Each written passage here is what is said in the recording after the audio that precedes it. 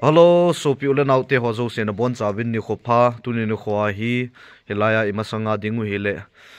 ipu u che al chajang adinga hediken tu din muna jong apu na lai hen gala tulum jong le tu hin ama to kyo lim na ne uti am tu za jong la ma hi tu din mun hin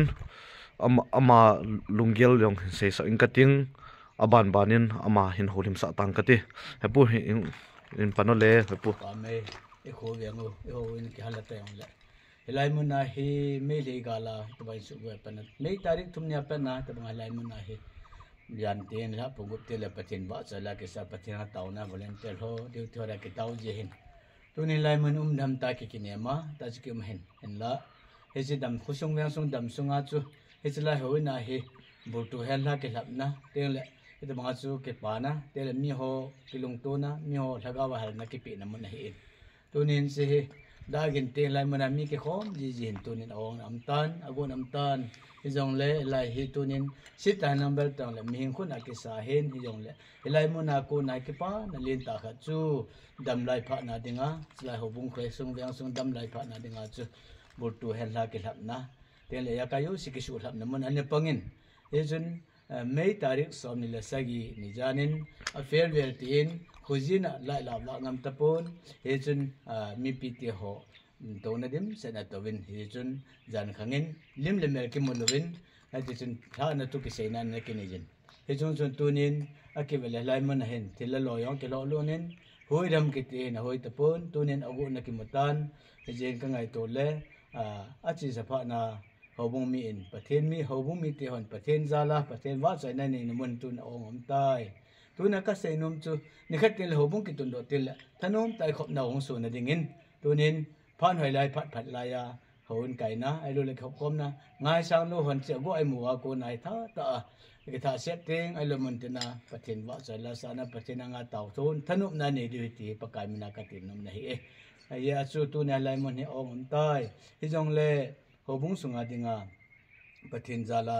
tel ya ka yo sikum somni masang pa yong bultu hel ha yong kilap namuna mele ga ja ko nani ki to ho chu tu ne chi la na te ho ji chu ka te hi in la lo in te ho in te ho wam ta poi hi yong la phan hai lai pe na chu kin la dong ya ka yo si thil pa chum ki bol na mun hai ta jin tunin ta semit na vet le la si amen hi yong le pathen in za za ki le ro sa nai chan di pa kai mina e taw yung na ri ki al ro na si tan te aban na ke dong kin uten 2000 hep pu nangin hobung hi hobung kati dan hoin ke sa akum hi hoin he ke sa nei so na hi ta in eji chu nang man hoin ke sa akum le chu ta zon le khusung veng sung nal hangai dan thu aban ban hin se po ke phatlam lo helin ka sei khil wa le a se ma so in an se ba chu 1950 ko ma chu hole ve hom panai tai ti vin cheng le 70 kum na chu hoin ya sa pan le kilom dan hin 75 ti dong ve la hi o no ya che ham pi ti ham ta mi pi kha lo la ki yong 80 ve la chu che yang am ka thun pe men na le cha pa na hin ho bung sung hin te hin ko sung ki man cha dan ke ngai ki man dan hi se khi lo chu mi ho sang sang a chu che yang chu ki ngai lu in ko mi ti ho ki ngai lu ta na men ko le ve ngai lu nei chun mi ho hi thanom ta in ima cha service anam pon 93 in gal chun service tham kha che mangam tan e chun ta saning lunggel ke ba lo zin ain ma bana ong ki tha pina ong ki tha che ma pa na hin khosung wyang sung hi te chun hobung kumbun ang wal tawn amin na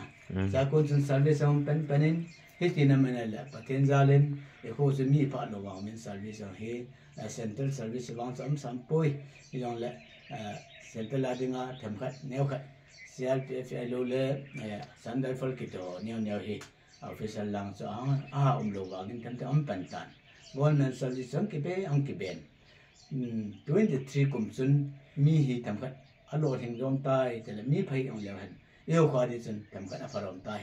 hobung ari jang sum le pa ong ning ten ong ning thing the rom tai ti taw le te me le ka le tlap ta win ai la phan hai pe na ri nga chano na tin ta chu ko na ra ong gin po le aveng ko na mi hoin na yang ki khom ye chun tunin gamle bui ong am tan khosong ong am tan tunin se pha noi ngai to le lunga lomin puna namin ai tu ni a pathin zala ho bu mi te ho mun tin gam te na cheng gam ta ve su chan pu lan hoi la la jong le